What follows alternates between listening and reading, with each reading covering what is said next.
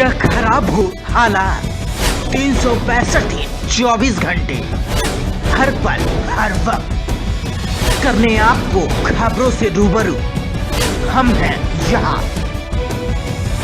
देखें हर खबर सिर्फ वीएन न्यूज पर। केंद्रीय मंत्री प्रोफेसर एसपी सिंह बघेल जी, जिला पंचायत अध्यक्ष अनिरुद्ध त्रिपाठी जी, विधानसभा के प्रभारी श्री राजेश द्विवेदी जी, जिलाध्यक्ष अपना दल है श्री सुनील पटेल जी, ब्लॉक प्रमुख श्रीमती अनीता गौतम जी, ब्लॉक प्रमुख प्रियंका बिंद जी, आशीष सिंह बघेल जी, दीपक पाठक जी, नगर पालिका अध्यक्ष अशोक जायसवाल जी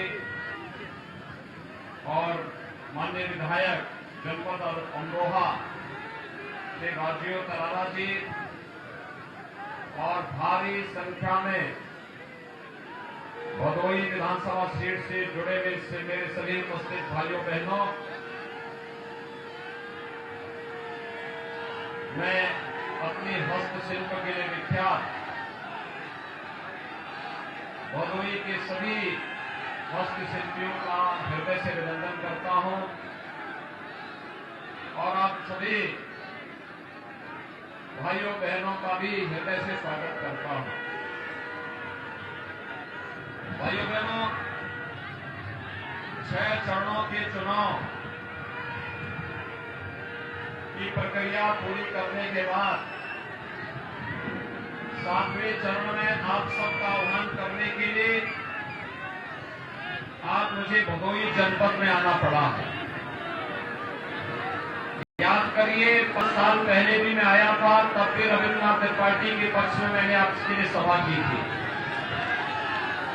और मैंने तब आपसे कहा था कि भारतीय जनता पार्टी आपको आपकी पहचान दिलाएगी, भयमुक्त दंगा मुक्त प्रदेश देकर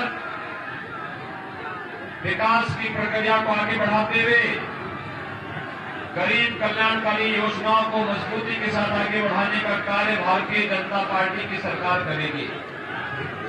और आज मैं आपसे कह सकता हूं, भाइयों बहनों, भदोही के साथ मेरे सभी भाइयों बहनों, मुझे बताइए, क्या 2017 के पहले आपको बिजली मिलती थी?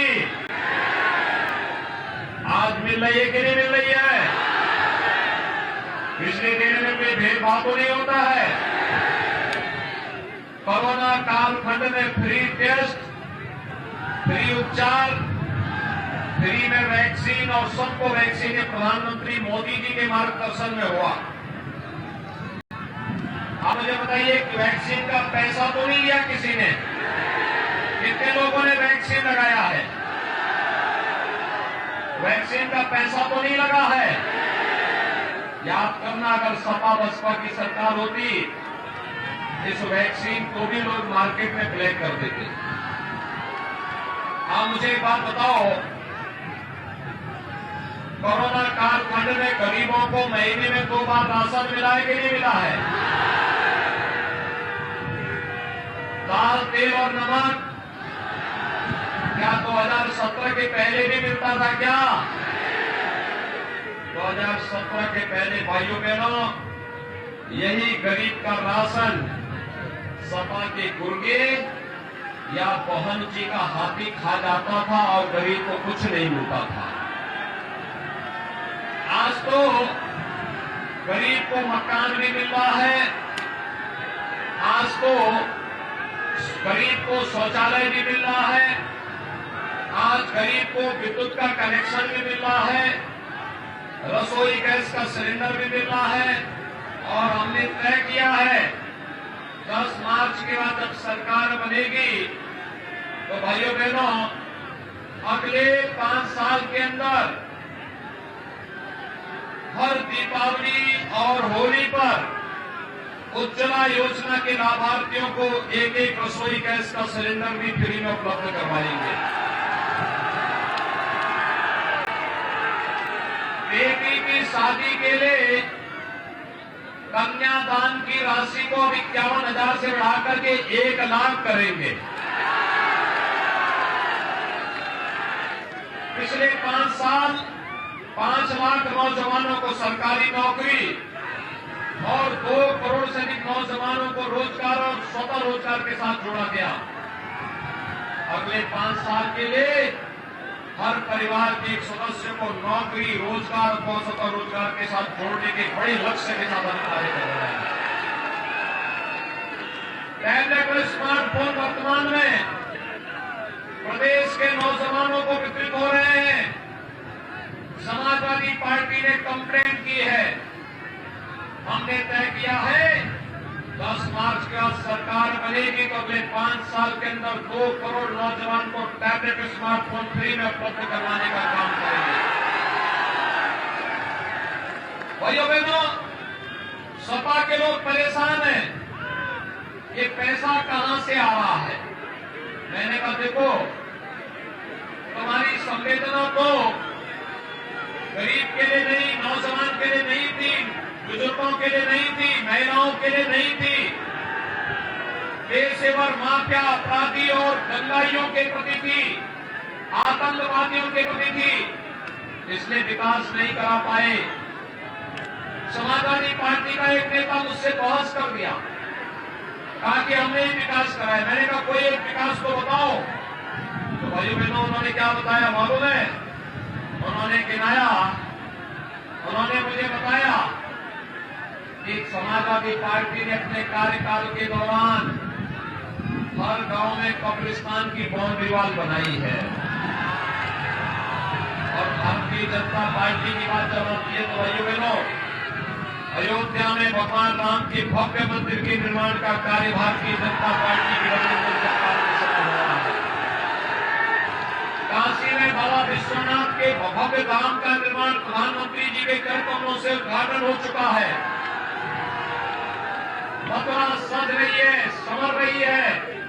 मां विंध्यवासिनी का धाम एक बार फिर से चमक रहा है। भव्य कुंभ और दिव्य कुंभ उत्तर प्रदेश की पहचान बन रही है। और उत्तर प्रदेश के अंदर highway, railway, inter state connectivity, expressway, airport, expo mart, ये सभी एक नई पहचान के साथ आज उत्तर प्रदेश को एक नई पहचान दिला रहे हैं। भाइयों बहनों, विकास की योजना में कोई भेदभाव नहीं हुआ। सुरक्षा सबको, सम्मान सबको, लेकिन प्रदेश को दंगा मुक्त और भय मुक्त करने के साथ ही विकास की प्रक्रिया को आगे बढ़ाने का जो कार्य भारतीय जनता पार्टी की डबल इंजन सरकार ने किया है, आज उसका परिणाम है उत्तर प्रदेश की छवि बदली है। मैं जब आपके यहां पे आ रहा था, मैं देख रहा था कि विकास और भय मुक्त वातावरण का प्रतीक उत्तर प्रदेश शासन का बुलडोजर भी यहां पीछे खड़ा है। और भाइयों बहनों, विकास और बुलडोजर दोनों साथ साथ चले। क्या चलने चाहिए ना? विकास और बुलडोजर साथ साथ चलने चाहिए कि नहीं चलने चाहिए? इसके लिए भारतीय जनता पार्टी के अधिक से अधिक सीट आनी चाहिए। देखिए, रविंद्रनाथ त्रिपाठी जी ने जो कहा, हमने औराई के लिए, भदोही के लिए, ज्ञानपुर के विकास के लिए उतना कार्य करवाया है। और जो बचेगा उसको फिर अगले कार्यकाल के दौरान सरकार कराएगी। लेकिन मैं आपसे कहना चाहता हूं, एक दमदार सरकार के लिए ज्यादा विधायकों की आवश्यकता पड़ती है। आप दमदार सरकार चाहते हैं कि नहीं चाहते हैं? चाहते हैं। रविंद्रनाथ त्रिपाठी को भारी बहुमत से विजयी बना के भेजेंगे, गांव-गांव, घर-घर जाएंगे, एक-एक मतदाता तक हमारे संदेश को पहुंचाएंगे और ये बोलेंगे ना कि भय मुक्त वातावरण के लिए, दंगा मुक्त वातावरण के लिए, विकास के कार्यक्रमों को आगे बढ़ाने के लिए और नौजवानों के रोजगार के लिए, अन्नदाता किसानों की खुशहाली के लिए, बेटियों की सुरक्षा के लिए गरीबों के कल्याण के लिए भारतीय जनता पार्टी की डबल इंजन सरकार बननी आवश्यक है। इसको बताएंगे। 7 मार्च को सुबह 7 बजे से मतदान होना है। सभी को मालूम है ना। आज सायकाल प्रचार बंद हो जाएगा, ये भी जानते हैं ना।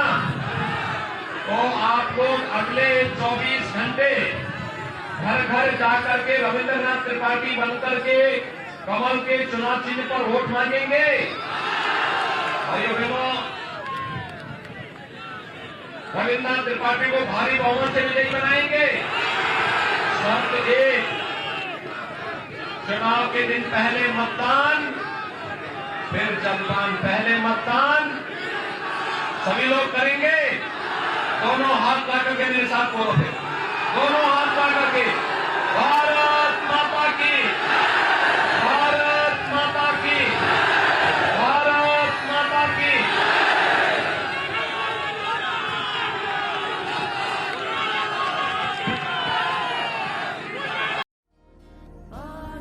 आजादी सन 1947, उम्मीदों की आजादी। लेकिन आजादी के मायने कुछ बदल गए हैं।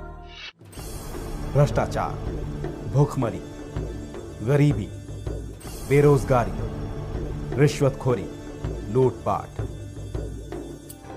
क्या यही है हमारे सपनों का देश, जो कभी सोने की चिड़िया कहलाता था?